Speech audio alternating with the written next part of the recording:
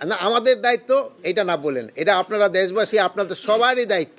আপনারা এই যে আমার সচিব মহোদয় যেখানে বললেন, এটা আপনারা ভালোভাবে প্রজেক্ট করেন। জনগণে কিন্তু তাদের এক সময় উঠাই দিবে এই রেল লাইনে থেকে। না জনগণে উঠে না জনগণে শুনুন সব জনগণে। এখন আপনারা কি অ্যাকশন দিতে বলেন, আপনারা আমার একটু সাজেস্ট করেন। হ্যাঁ বলেন।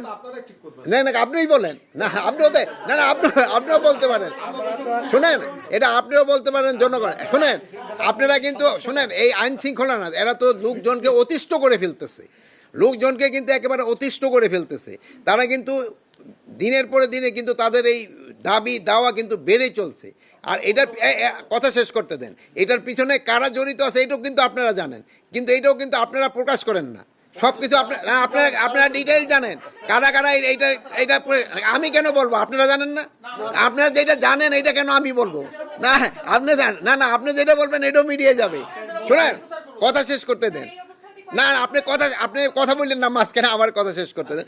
আপনারা এটা বলেন যে এই যে দুর্ভোগ হচ্ছে, এটার থেকে পরিত্রাণের উপায় তারা এই রেল লাইন ছেড়ে দিয়ে তারা তাদের ক্যাম্পাসে গিয়া যত ধরনের তাদের দাবি দেওয়া আছে তারা তাদের কর্তৃপক্ষের কাছে পেশ করুক, তাদের কর্তৃপক্ষের কাছে তারা গিয়া পেশ করুক, এবং এই জনগণের যেন দুর্ভোগ না দেয়। প্লাস গতকালকে রাত্রে আপনারা দেখছেন যে আমাদের এই যে অনেক ভাইয়েরা তারাও প্রায় 2টা-2:30টা পর্যন্ত কিন্তু এই যে রাস্তায়, এটাও তাদের বলতে পারে তারা প্রপার কর্তৃপক্ষের কাছে যায়, এই জন্য রাস্তাটা তারা ছেড়ে দেয়, জনগণের কেন দুর্ভোগ আর সৃষ্টি না করে।